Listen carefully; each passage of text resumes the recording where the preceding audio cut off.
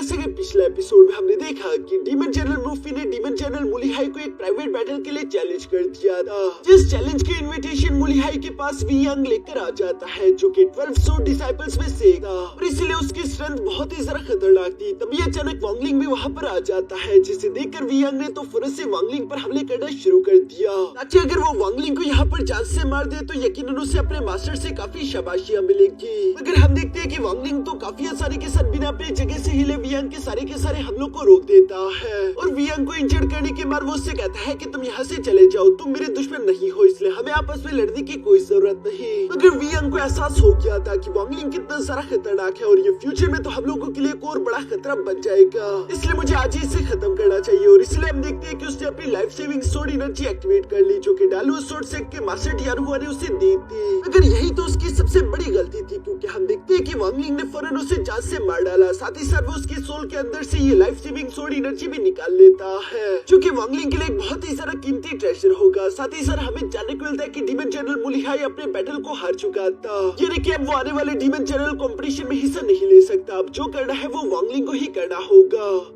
अब आगे तो नेक्स्ट एपिसोड की शुरुआत आखिरकार उस दिन से होती है जिस दिन डीमन जनरल कंपटीशन शुरू होने वाला था, और ये कंपटीशन इंपीरियल सिटी के बाहर एक अरीना में होने वाला था, जहाँ पर हम एक गोल्डन आर्मर में एक आदमी को देखते हैं जिसका नाम जी वुजू था, और वो था हेवनली डीमन सिटी का मैनेजर, जो कि असेंडेंट लेवल की मिड स्टेज का कल्टिवेटर है। वुजू अरीना में आने के बाद सब लोगों के सामने ऊंची आवाज में कहता है कि मैं सारे के सारे कमांडर, जनरल और मार्शल्स को यहाँ पर वेलकम करता हूँ। जिसके साथ ही हम देखते हैं कि अरीना के बाहर फौरन कुछ वाइस मार्शल भी टेलीपोर्ट करके यहाँ पर आ जाते हैं, जिन्हें वहाँ पर मौजूद सब लोग रिस्पेक्ट पेश कर रहे थे। इनमें से वाइस मार्शल जुआन भी एक थे। मास्टर जुआन के पास में एक और आदमी भी बैठा हुआ था जिनका नाम मास्टर हुआंग है, और वो यहाँ पर मास्टर जुआन को देखते हुए कहता है कि कांग्रेचुलेशन मास्टर जुआन, तुम जल्दी वाइस मार्शल से डायरेक्टली मार्शल की पोजीशन में प्रमोट होने वाले हो, लेकिन फिर भी मुझे तुम कहीं पर खोए खोए दिखाई दे रहे हो। वैसे कहना पड़ेगा कि नीचे की तरफ जितने भी डीमन जनरल्स मौजूद हैं, ये सारे के सारे काफी ज्यादा खुशनसीब है, क्योंकि इन लोगों के लिए 2 वाइस मार्शल्स की पोजीशन खाली हो गई और इन्हें आज के दिन इस कंपटीशन से वो सीट्स मिल जाएगी, जबकि हम लोगों की तरह इन लोगों ने मेहनत नहीं की।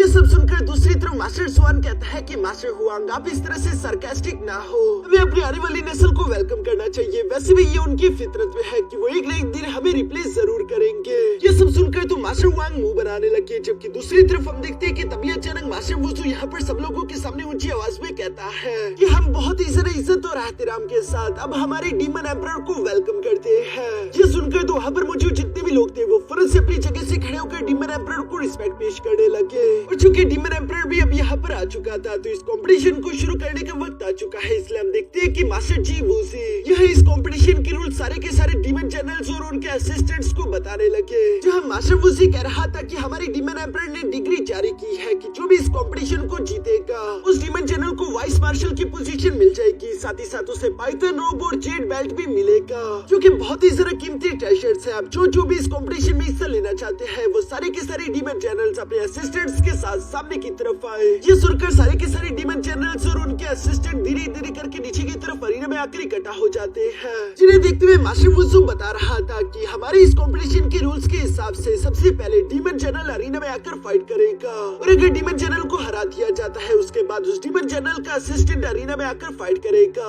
दोनों को हराने के बाद ही वो टीम अगले बैटल के लिए क्वालिफाई कर पाएगी, और इसी तरह लगातार 4 बैटल्स जीतने के बाद वो टीम सेकंड राउंड में जा सकती है। और सेकंड रूल यही है कि चाहे तो आप डीमन जनरल के असिस्टेंट को जान से मार सकते हैं, लेकिन अगर किसी ने भी डीमन जनरल को नुकसान पहुंचाया और उसे जान से मार दिया तो इसकी सजा सिर्फ एक ही है, और वो होगी उसकी मौत। ये सुनकर तो सब लोग घबरा जाते हैं। ये सारे रूल्स बताने के बाद यहाँ जीवू से सब लोगों के सामने अनाउंस करते हुए कहता है कि पहली बैटल होने वाली है डीमन जनरल शी जियाओ की, जिसे जो भी चैलेंज करना चाहता है उसके पास 10 सेकंड होंगे। ये कहती हम देखते हैं कि शी जियाओ तेजी के साथ फौरन से आगे की तरफ बढ़ते हुए अरीना में आकर खड़ा हो गया, जिसे अरीना में देखकर सब लोग घबराने लगे, क्योंकि demon general Shi Jiao top 3 demon generals में से एक है, और वांगलिंग ने भी खुद अपनी आंखों से देख लिया था कि शी जियाओ कितना ज्यादा ताकतवर है, इसलिए किसी की भी हिम्मत नहीं होगी कि वो यहाँ पर शी जियाओ को बैटल के लिए चैलेंज कर सके। जी वुजी देखता है कि कोई भी उससे चैलेंज नहीं कर रहा, इसलिए वो कहता है कि आप लोगों के पास 10 सेकंड है, अगर 10 सेकंड के अंदर कोई चैलेंजर ना मिला तो मैं खुद किसी को सेलेक्ट करूंगा।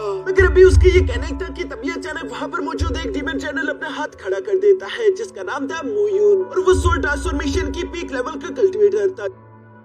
जो कि तेजी के साथ टेलीपोर्ट करते हुए फिर से शीज़ेओ के सामने आ जाता है। यहाँ मुयुन को अरीना में देखकर मास्टर वांग उसकी तरफ देखते हुए कहते हैं कि इस लड़के की बॉडी से मुझे 9 डेथ और 9 फ्री बर्थ की एनर्जी महसूस हो रही है, लेकिन मास्टर जुआन जवाब देते हुए कहता है कि इसका कोई फायदा नहीं, वो शीज़ेओ की बराबरी नहीं कर सकता, शीज़ेओ आसानी के साथ उसे हरा देगा। और मास्टर जुआन की बात बिल्कुल सही थी, क्योंकि हम देखते हैं कि मुयुन जैसे ही हमला करने के लिए शीज़ेओ की तरफ बढ़ रहा था, तभी अचानक शीज़ेओ ने अपने फिंगर अटैक को जनरेट कर दिया। यहाँ पर हम देखते हैं कि उसकी एक उंगली से काफी जरा खतरनाक थंडर अटैक निकलते हुए बाहर की तरफ आकर मुयुन को हिट कर देता है, जिससे मुयुन बहुत ही बुरी तरीके से इंजर्ड हो चुका था। ये देखते ही जी वूसी फुरस से यहाँ पर इन दोनों के बीच में एक बैरियर क्रिएट कर देता है और साथ ही वो शीज़ेओ से कहने लगा कि इस बैटल का फैसला हो चुका है, शीज़ेओ इस बैटल को जीत गया। शीज़ेओ भी चूंकि मुयुन को जान से नहीं मार सकता, इसलिए वो कहता है कि ठीक है, अब तुम हार चुके हो तो अपने असिस्टेंट को अरीना में भेज दो सेकंड बैटल के लिए। ये सुनकर मुयुन बिल्कुल ऐसे ही करता है और हम देखते हैं कि मुयुन का असिस्टेंट एक मोटा गेंडा आदमी होता है जिसका नाम मास्टर टियान कुई था,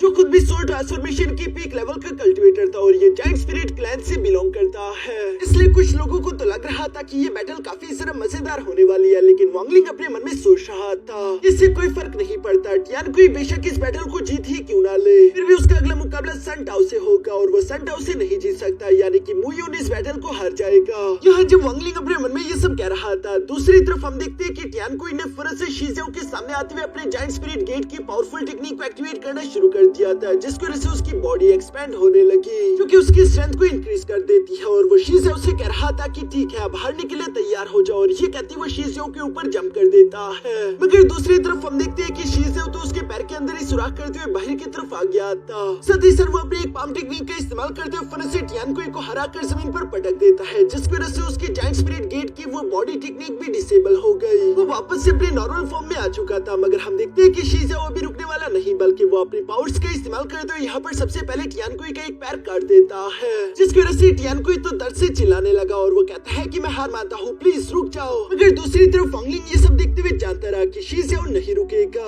इंपीरियल डिग्रीज बेशक जनरल को प्रोटेक्ट करती है, इसलिए उन्हें जान से नहीं मारा जा सकता, लेकिन यहाँ पर मौजूद असिस्टेंट्स को ये लोग कुत्तों की मौत मारेंगे ताकि ये उनकी जिंदगियों के साथ खेल सके। और वांगलिंग की बात बिल्कुल सही थी, क्योंकि हम देखते हैं कि बेशक टियान कुई चाहे जितना मर्जी गिड़गिड़ाए, शीज़ेओ धीरे धीरे से उसकी तरफ बढ़ते हुए कह रहा था कि आखिर मैं तुम्हें जिंदा क्यों छोड़ूं, पहले ही डीमन जनरल्स को यहाँ पर मारा नहीं जा सकता, इससे ये गेम बोरिंग हो रही थी। ये तो अच्छा हुआ कि तुम जैसे असिस्टेंट्स यहाँ पर मौजूद है, एटलीस्ट तुम लोगों के साथ तो खेला जा सकता है। और ये कहते ही शीज़ेओ ने फिर से टियान कुई को पूरी तरीके से कुचल कर जान से मार डाला। ये बेरहम नजारा देखकर तो वहाँ पर मौजूद जितने भी डीमन जनरल्स के असिस्टेंट्स थे वो काफी जरा घबरा चुके थे। तभी दूसरी तरफ हम देखते हैं कि शीज़ेओ ऊंची आवाज में कहने लगा कि मोली हाय, चलो अब तुम भी आ जाओ, मैं चाहता हूँ कि तुम मेरे साथ बैटल करो ताकि हम अपना पुराना हिसाब चुकता कर सके, क्योंकि पिछली बार के कंपटीशन में मोली हाय ने शीज़ेओ के चेहरे पर ये घाव लगा दिया था, जिसका मार्क अभी भी उसके चेहरे पर दिखता है और शीज़ेओ इसका मोली हाय से बदला लेना चाहता था। लेकिन दूसरी तरफ मोली हाय जवाब देते हुए कहता है कि मैं मुफी से हार चुका हूँ और उसके साथ किए हुए एग्रीमेंट के हिसाब से मैं इस बैटल कंपटीशन में हिस्सा नहीं ले सकता। ये सब सुनकर शीज़ेओ वहीं पर मौजूद वांगलिंग की तरफ देखते हुए कहता है कि मोली हाय ठीक है, फिर अपने असिस्टेंट को भेज दो। वांगलिंग उसकी ये बात सुनकर एटीट्यूड के साथ मुस्कुराते हुए जवाब देकर कहता है कि ऐसी बैटल जिसमें मैं किसी को मार नहीं सकता, उसमें मुझे मजा नहीं आएगा, इसलिए मैं तुम्हारी ऑफर को रिजेक्ट करता हूँ। ये सुनकर तो वहाँ पर मौजूद जितने भी लोग थे वो सब लोग ही शौक हो गए थे कि आखिर एक आउटसाइडर एक डीमन जनरल के साथ इस तरह से बात कैसे कर सकता है। लेकिन फिर भी जी वूसी यहाँ पर शीज़ेओ से कहता है चूंकि तुमने ये दोनों ही बैटल जीत ली है, तो इसलिए अब तुम्हें दोबारा किसी को चैलेंज करने की कोई जरूरत नहीं, रूल्स के हिसाब से तुम अगले राउंड में जा सकते हो। जो सुनकर शीज़ेओ भी पीछे की तरफ हटने लगा, जहाँ जाते जाते वो वांगलिंग की तरफ देखते हुए अपने मन में कहता है कि मोली हाय बेशक इस कंपटीशन में हिस्सा नहीं ले सकता, लेकिन तुम बहुत ही सारे बदकिस्मत होने वाले हो, क्योंकि अगर तुम मेरे सामने आए तो मैं वादा करता हूँ कि मैं तुम्हारे टुकड़े टुकड़े कर दूंगा। मगर वो जानता रही कि वांगलिंग से पंगा लेना कितनी बड़ी बेवकूफी होगी। इसके बाद हम देखते हैं कि हाँ जी वूसी ने फिर से वांगलिंग को देख लिया और वो उसे अगले बैटल के लिए अरीना में आने के लिए बोल देता है। वांगलिंग को अरीना में आता हुआ देखकर मास्टर जुआन तो थोड़े से चौंक गए थे, जिसे देखते हुए मास्टर वांग सवाल करके पूछता है कि मास्टर जुआन क्या तुम इस लड़के को जानते हो, जिस पर मास्टर जुआन जवाब देते हुए कहता है कि नहीं, मैं इसे जानता तो नहीं, लेकिन हाँ मैं इतना जरूर कह सकता हूँ कि ये नौजवान लड़का आसानी के साथ इस कंपटीशन के टॉप 3 में से एक होगा, हो सकता है कि ये टॉप नंबर 1 भी हो जाए। लेकिन मास्टर वांग को तो वांगलिंग को जरा खास नहीं दिखाई दे रहा था, वो तो बस सिर्फ सोल ट्रांसफॉर्मेशन लेवल के पीक लेवल का एक मामूली सा कल्टीवेटर है, जो कि आउटसाइडर्स भी है, उसे नहीं लगता था कि वो यहाँ की डीमन जनरल से ज्यादा ताकतवर होगा। इसलिए मास्टर जुआन यहाँ पर मास्टर वांग से कहता है चूंकि तुम्हें मेरी बातों का यकीन नहीं आ रहा, अगर ये नौजवान लड़का इस कंपटीशन के फर्स्ट रैंकिंग में नहीं आया तो मैं तुम्हें अपने हेमनली साइन फ्लैग दे दूंगा। लूंगा, जो कि एक बहुत ही ज्यादा पावरफुल ट्रेजर है। इसलिए मास्टर वांग भी ये सुनकर काफी ज्यादा सरप्राइज हो गए थे। फिर मास्टर जुआन आगे कहता है, लेकिन अगर ये लड़का टॉप 3 में से एक हुआ तो मास्टर वांग मैं तुम्हारा जुआन हुआंग पिन ले लूंगा। ये सुनकर तो मास्टर वांग जोर जोर से हंसने लगा और वो मास्टर जुआन से कहता है, चूंकि तुम अपने हेवनली साइन फ्लैग को इस तरह से मुझे देना चाहते हो तो ठीक है, मैं तुम्हारी शर्त को एक्सेप्ट करता हूँ। मगर दूसरी तरफ मास्टर जुआन अपने मन में कह रहा था कि बेवकूफ आदमी, अगर तुमने भी इस लड़की की उस पाम अटैक को मेरी तरह झेला होता तो तुम इस तरह से हंस ना रहे होते, क्योंकि सिर्फ वांगलिंग के एक अटैक ने ही मास्टर जुआन को बुरी तरीके से इंजर्ड कर दिया था, जिससे अभी तक भी वो फुल रिकवर नहीं हो पाए। नीचे की तरफ अरीना में भी वांगलिंग को कमजोर समझकर एक डीमन जनरल फुरस से अरीना की तरफ जंप करते हुए कहता है कि इससे फाइट मैं करूंगा। जिस डीमन जनरल का नाम आउडी था वो सोल ट्रांसफॉर्मेशन की लेट स्टेज का कल्टिवेटर था और वो अपने मन में कह रहा था, चूंकि मूली हाई इस बैटल को नहीं लड़ सकता और ये लड़का भी कुछ ज्यादा खास नहीं दिखाई दे रहा, तो मुझे बस सिर्फ इस लड़की को हराना है, उसके बाद मैं अगले बैटल के लिए क्वालिफाई कर जाऊंगा। और उल्टा इंपीरियल डिग्री की वजह से ये लड़का मेरी जान भी नहीं ले सकता, इसलिए सब लोगों के सामने हीरो बनने का टाइम है। ये सब कहते हुए आउडी यहाँ पर वांगलिंग से कह रहा था कि लड़के अभी भी तुम्हारे पास वक्त है, अपने घुटनों के बल बैठकर मेरे से रहम की भीख मांगो वरना तुम नहीं बचोगे। और वो यहाँ पर इसी तरह की बकवास कर रहा था। दूसरी तरफ वांगलिंग उसकी बातें नहीं सुनता, बल्कि वो कहता है कि तुम कुछ जरा ही बकबक कर रहे हो। ये सुनकर तो आउडी गुस्से से भड़क उठा और हम देखते हैं कि वो अपने पॉइजनस वेन्स का इस्तेमाल करते हुए यहाँ वांगलिंग पर अटैक करना शुरू कर देता है, जबकि साथ ही साथ वांगलिंग को यहाँ पर एक टोर्नेडो के अंदर घेरा भी हुआ था ताकि वांगलिंग यहाँ से बाहर ना जा सके। मगर हम देखते हैं कि वांगलिंग तो काफी आसानी के साथ उस पॉइजनस वेन के हर एक अटैक को डॉज कर रहा था। ये देखकर यहाँ आउडी गुस्से में आते हुए फुरस से अपनी जुआन टर्टल को बाहर की तरफ निकाल लेता है, जिसका भी इस्तेमाल करते हुए वो वांगलिंग पर अटैक करना चाहता था, मगर वांगलिंग दूसरी तरफ अपने इमोर्टल सोर्ड को बाहर की तरफ निकालते हुए उस अटैक को ब्लॉक कर लेता है। ये सब देखते हुए आउडी का गुस्सा बढ़ता जा रहा था। वो वांगलिंग पर 1000 स्पीयर टेक्निक क्रिएट करते हुए हमला करने की कोशिश करता है, जिसे ब्लॉक करने के लिए हम देखते हैं कि वांगलिंग ने अपने सेलेस्टियल किलिंग आर्ट टेक्निक के लाइफ इम्प्रिंट्स को बाहर की तरफ निकाल लिया। वो इनके इस्तेमाल करते हुए खुद को प्रोटेक्ट कर रहा था, जबकि 2 लाइफ इम्प्रिंट शील्ड को तीसी के साथ वो आउडी की तरफ भी थ्रो कर देता है, जिन्होंने आउडी के हाथ पर कट्स लगा दिए थे। ये सब देखते हुए वांगलिंग कहता है कि तुम काफी कमजोर हो, मुझे हराने के लिए तुम्हारी ताकत काफी नहीं। बाकी के सब लोग भी ये नजारा देखते हुए आपस में बातें करते हुए कह रहे थे कि आउडी तो वाकई में कमजोर है। अगर यहाँ पर डीमन जनरल शीज़ाओ होता तो ये लड़का सिर्फ एक अटैक भी झेल ना पाता। अपनी इस तरह से बेइज्जती होते हुए देखकर आउडी को काफी ज्यादा गुस्सा आ गया था और वो फुरस से जंप करते हुए अपने नेटल बीस्ट को यहाँ तोड़ने लगता है, जिसको सैक्रिफाइस करके वो फुरस से blood god spear technique create करने लगा था। मूली हाई और बाकी के सब लोग भी ये देखकर काफी सारे सरप्राइज हो गए थे, क्योंकि ये आउडी की सबसे ज्यादा पावरफुल टेक्निक थी। हम देखते हैं कि आउडी यहाँ पर अपने ब्लड गॉड स्पीयर के साथ तेजी से बढ़ते हुए वांगलिंग पर हमला करने की कोशिश करता है, मगर वांगलिंग को जरा से भी फिक्र नहीं हो रही थी, बल्कि हम देखते हैं कि वो अपने लाइफ इम्प्रिंट्स को अपने सामने रख लेता है, जहाँ पर हम देखते हैं कि वो ब्लड गॉड स्पीयर बहुत ही मुश्किल के साथ बस सिर्फ वांगलिंग के एक ही लाइफ इम्प्रिंट शील्ड को तोड़ पाया, पर उसके बाद उसका अटैक ब्लॉक हो जाता है। ये देखकर आउडी को अपनी आंखों पर यकीन नहीं आ रहा था और वो हैरान होते हुए कह रहा था कि आखिर ऐसा कैसे हो सकता है,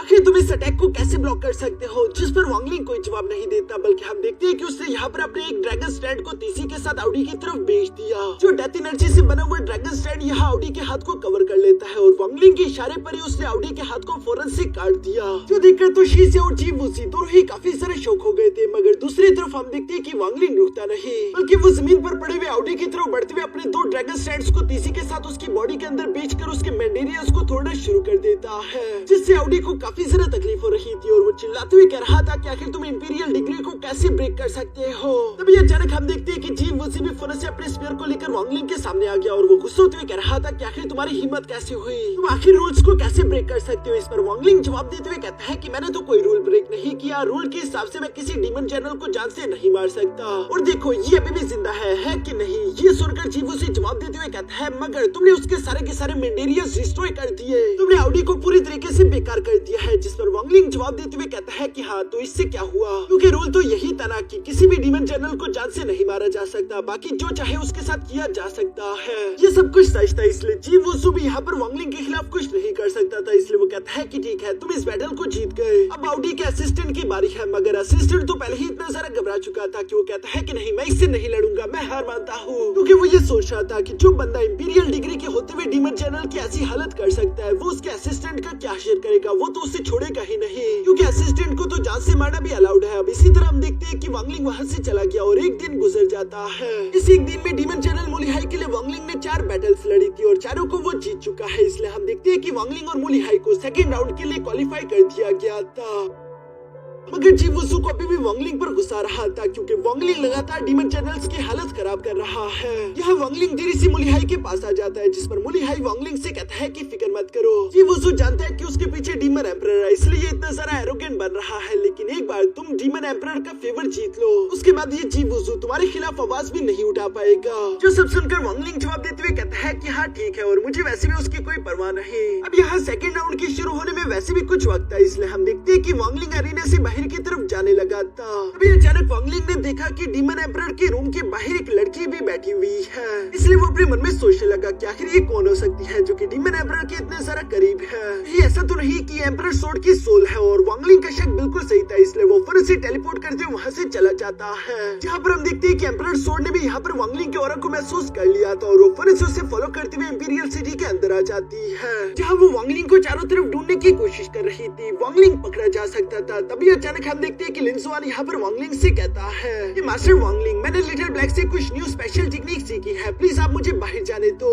मैं इस एम्परर सोर्ड की सोल को मसा चका दूंगा। ये सुनकर वांगलिंग भी अपने मन में सोचने लगा कि हाँ, अगर लिन जुआन उसे कुछ देर तक उलझा कर रखे तो मैं यहाँ से निकल सकता हूँ। इसलिए हम देखते हैं कि वांगलिंग फौरन से लिन जुआन को बाहर की तरफ भेज देता है, जहाँ पर वो तेजी से उड़ता हुआ एम्परर सोर्ड की सोल की तरफ बढ़ता हुआ रहा था, और वो उसे देखते हुए कहता है कि एम्परर सोर्ड की सोल तो एक खूबसूरत लड़की है, वो तो पहले ही नजर में उससे प्यार में पड़ गया था। जहाँ पर लिन जुआन उसकी तरफ भागते हुए कह रहा था कि वो एक खूबसूरत लड़की, मेरे पास आओ, मैं लिन जुआन तुम्हारा काफी अच्छे से ध्यान रखूंगा। दूसरी तरफ वो लड़की भी लिन जुआन को अपनी तरफ आता हुआ देखकर थोड़ी सी परेशान हो जाती है, आखिर ये कमीना कौन है, और वो फौरन उसके मुंह पर किक करते हुए कहती है कि मुझसे दूर रहो। लेकिन लिन जुआन ढरकी होने के साथ साथ काफी ज्यादा जिद्दी भी है, वो इमोशनल होते हुए कह रहा था कि पिछली बार स्लोगर प्लेनेट के ऊपर भी मुझे एक लड़की मिली थी जिससे मैं प्यार में पड़ गया था, वो भी इसी तरह की एक सोर्ड सोल थी, पर तब के टाइम वांगलिंग की वजह से मैं उससे अलग हो चुका था। हेवन ने उस टाइम मेरा साथ नहीं दिया, लेकिन आज हेवन ने दोबारा मेरी जिंदगी में इतनी खूबसूरत लड़की को भेज दिया है, अब मैं इस लड़की को अपने हाथ से जाने नहीं दूंगा। और ये कहती लिन जुआन दोबारा से फौरन उस लड़की का रास्ता रोकते उसके सामने आ गया,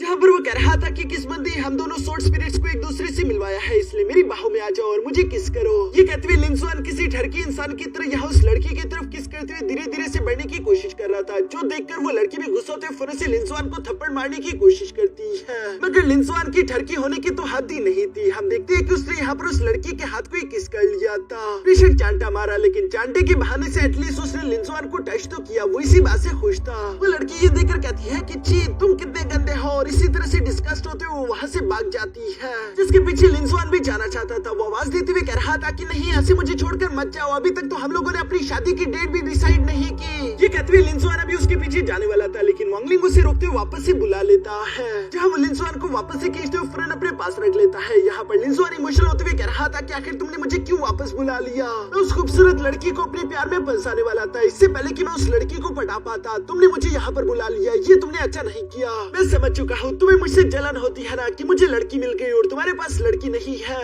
मैं जानता रहा कि तुम यकीनन मेरे रोमांटिक चार्म से जेलस होते होंगे, इसीलिए तुमने ये सब कुछ किया। तुम दो सच्चे प्यार करने वालों को एक दूसरे के साथ नहीं देख सकते, तुम बहुत ही ज्यादा जालिम हो। वांगलिंग भी उसकी ये सारी बकवास सुनते हुए कहता है कि क्या तुम्हारा हो गया, ये और ज्यादा नौटंकी करनी है, जिस पर लिन जुआन कहता है कि तुमने ये सब कुछ करने के लिए मुझे मजबूर कर दिया, मुझे मेरे सच्चे प्यार से कोई भी जुदा नहीं कर सकता। और ये कहते हैं लिन जुआन ने फौरन से वांगलिंग के ओल्ड रिस्ट्रिक्शंस को तोड़ दिया, जहाँ वो आजाद होते हुए तीसी के साथ बाहर भागने की कोशिश करता है, जो देखकर तो वांगलिंग भी हैरान होते हुए कहता है कि इसका मतलब कि ओल्ड रिस्ट्रिक्शन अभी तुम्हें नहीं रोक सकती, मुझे तुम पर न्यू रिस्ट्रिक्शंस लगानी होगी। जो कहते हुए वांगलिंग फौरन उसे अपने कुछ रिस्ट्रिक्शन फॉर्मेशंस के अंदर कैद करने की कोशिश करता है, मगर लिन जुआन तो हर हाल में यहाँ से जाना चाहता है, फिर उसे वांगलिंग के साथ चाहे गद्दारी क्यों ना करनी पड़े। इसलिए वो कहता है कि वांगलिंग तुमने मुझे ये सब करने के लिए मजबूर कर दिया है, लेकिन अब मैं और सारा शांत नहीं रह सकता, लिटिल ब्लैक बाहर आओ और वांगलिंग पर हमला करो। जो सुनकर हाफ मून ब्लेड तीसी के साथ बाहर की तरफ आते हुए वांगलिंग पर हमला करने की कोशिश करता है। अगर वांगलिंग की कल्टीवेशन स्ट्रॉन्ग ना हुई होती तो वो यहाँ हाफ मून ब्लेड को नहीं रोक सकता था, मगर चूंकि उसकी कल्टीवेशन इंप्रूव हो चुकी है, इसलिए वो यहाँ हाफ मून ब्लेड और लिन जुआन दोनों पर ही पावरफुल प्रेशर लगाना शुरू कर चुका, जिसे महसूस करके लिन जुआन को भी एहसास हो गया था कि वांगलिंग की पावर काफी ज्यादा टेरिफाइंग हो चुकी है।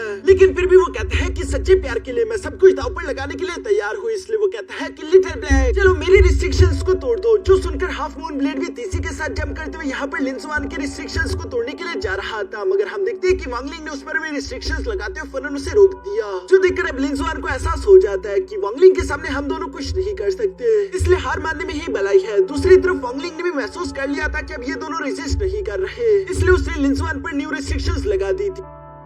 जबकि लिंजुआन दूसरी तरफ यहाँ वांगलिंग से माफी मांगते हुए कह रहा था कि इस बार मुझे माफ कर दो, अगली बार मैं ऐसा कुछ नहीं करूंगा। इस पर वांगलिंग भी शांत होकर उसे आजाद करते हुए कहता है कि ये हेवन डीमन सिटी है, यहाँ पर कई सारे पावरफुल एक्सपर्ट्स हैं जो कि आसानी के साथ तुम्हें डिटेक्ट कर लेंगे और अभी तुम्हारी इतनी ताकत भी नहीं हुई कि तुम उनसे बच सको। तुम्हें पकड़ने के बाद वो तुम्हारी सारी की सारी मेमोरीज मिटा देंगे। उसके बाद वो तुम्हें अपनी सोर्ड या फिर ब्लेड के लिए किसी स्पिरिट की तरह इस्तेमाल करेंगे। जो सुनकर लिंजुआन कहता है अभी भी तो मैं एक सोर्ड स्पिरिट ही हूँ ना, तो इससे क्या ही फर्क पड़ता है। ये सुनकर वांगलिंग गुस्से के साथ उसे देखता है, जिस पर लिंजुआन घबराते हुए कहता है कि हाँ मैं समझ गया, अब से मैं बिल्कुल सुधर चुका हूँ, दोबारा मैं उस लड़की के पीछे नहीं जाऊंगा। जो सुनकर वांगलिंग दूसरी तरफ यहाँ पर लिंजुआन से कहता है कि वैसे कहना तो पड़ेगा कि हाफ मून ब्लेड और तुमने कई सारे नए स्किल सीख लिए हैं। जिस पर लिंजुआन वांगलिंग को बताता है कि हाँ, पुराने रिस्ट्रिक्शन को तोड़ना भी मुझे लिटिल ब्लैक ने ही सिखाया, वो वाकई में कमाल का है, वो अपने ऑरा को कंसील कर सकता है और साथ ही साथ वो एक इमोर्टल सोर्ड की ताकत को भी इंक्रीज कर सकता है। प्लीज इस बार हाफ मून ब्लेड पर रहम खाओ और लिटिल ब्लैक को नुकसान मत पहुंचाना। जो सुनकर वांगलिंग भी उससे माफ करते हुए वहाँ से जाने लगता है। पीछे की तरफ लिंजुआन अपने मन में कह रहा था कि पता नहीं मैं दोबारा उस खूबसूरत लड़की से कब मिलूंगा,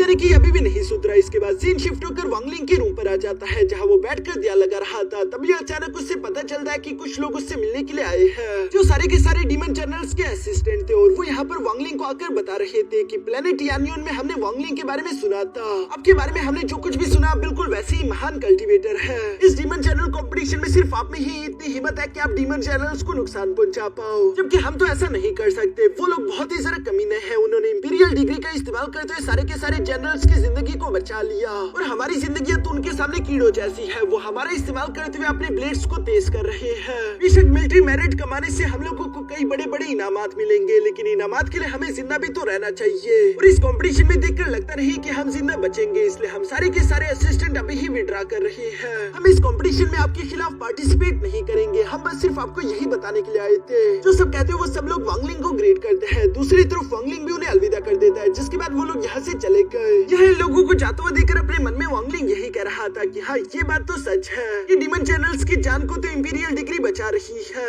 मगर इस वक्त मैं जी वुसू के निशाने पर हूँ। वो मुझे यकीनन नुकसान पहुंचाने की कोशिश करेगा, वो इतनी आसानी के साथ शांति से नहीं बैठेगा। यहाँ ये सब सोचते हुए वांगलिंग दोबारा से उसी नहर के किनारे आ जाता है जहाँ पर वो उसी सेतर वाली म्यूजिक की कश्ती का इंतजार कर रहा था, जिसके अंदर वो मिस्टीरियस आदमी जो कि असल में मुझे लगता है कि डीमन एम्परर है, वो भी बैठा हुआ है और वो यहाँ पर वांगलिंग को देखते ही फौरन से उसे ग्रीट करता है और वो वांगलिंग को अपने साथ वाइन पीने के लिए ऑफर कर रहा था। जो सुनकर वांगलिंग भी तीसी के साथ टेलीपोर्ट करते हुए फौरन से उस मिस्टीरियस आदमी के साथ आकर बैठ गया। जहाँ वांगलिंग की कश्ती पर आने के बाद वो आदमी यहाँ पर मिंगसुआन से कहता है कि मिंगसुआन सेतर बचाना शुरू करो। जो सुनकर मिंगसुआन बिल्कुल ऐसे ही करती है और हम देखते हैं कि डीमन एम्परर और वांगलिंग दोनों ही यहाँ पर वाइन पी रहे थे, लेकिन वांगलिंग को मालूम नहीं कि उसके सामने कौन बैठा हुआ है। डीमन एम्परर को भी वांगलिंग में काफी ज्यादा इंटरेस्ट आ रहा था। दूसरी तरफ हम देखते हैं कि वांगलिंग जैसे जैसे वो वाइन पी रहा है और ये सेतर म्यूजिक सुनता जा रहा है, वो अपने माइंड को भी क्लियर कर रहा था, जहाँ पर वो अपने मन में सोच रहा था कि की फाउंडेशन लेवल से सोल ट्रांसफॉर्मेशन लेवल तक पहुंचने के लिए मैंने कई तरह की लाइफ एंड डेथ सिचुएशन का सामना किया।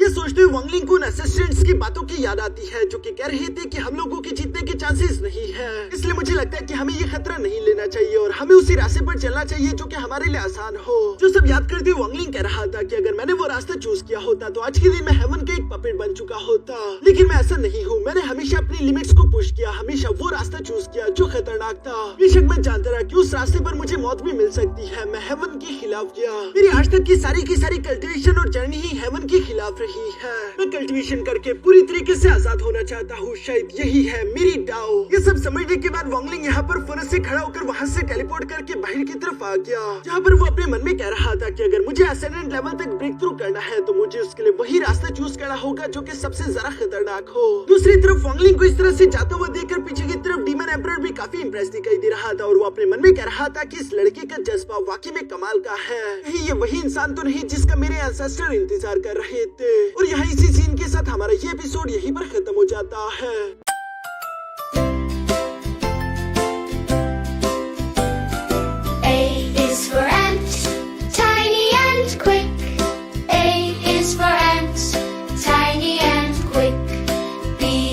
For bear, strong and thick.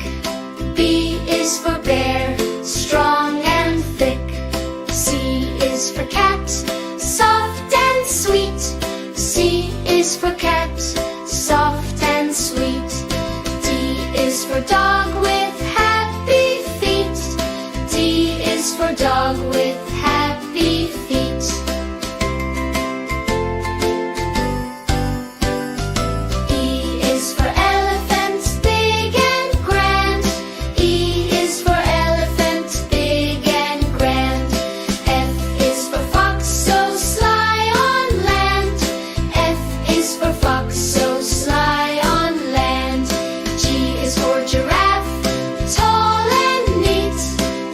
is for giraffe, tall and neat. H is for horse, fast on its feet. H is for horse, fast on its feet.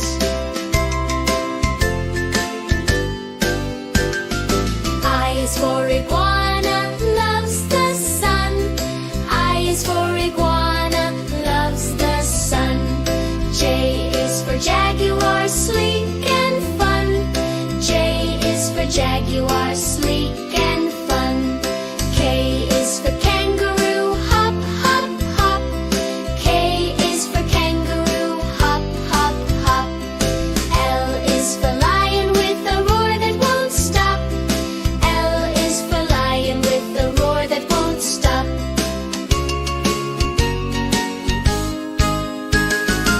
M is for monkey, swings up high. M is for monkey, swings up high.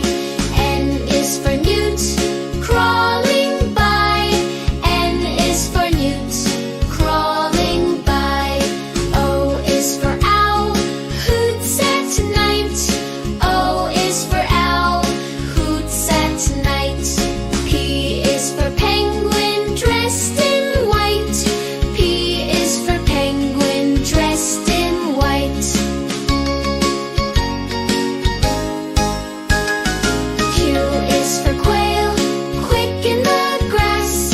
Q is for quail, quick in the grass. R is for rabbit, fast to pass. R is for rabbit, fast to pass. S is for snake, slithers away. S is for snake, slithers away. T is for tiger, strong all day. T is for tiger, strong all day. U is for unicorn, magic to see. U is for unicorn, magic to see. V is for vulture, wild and free. V is for vulture, wild and free. W is for wolf,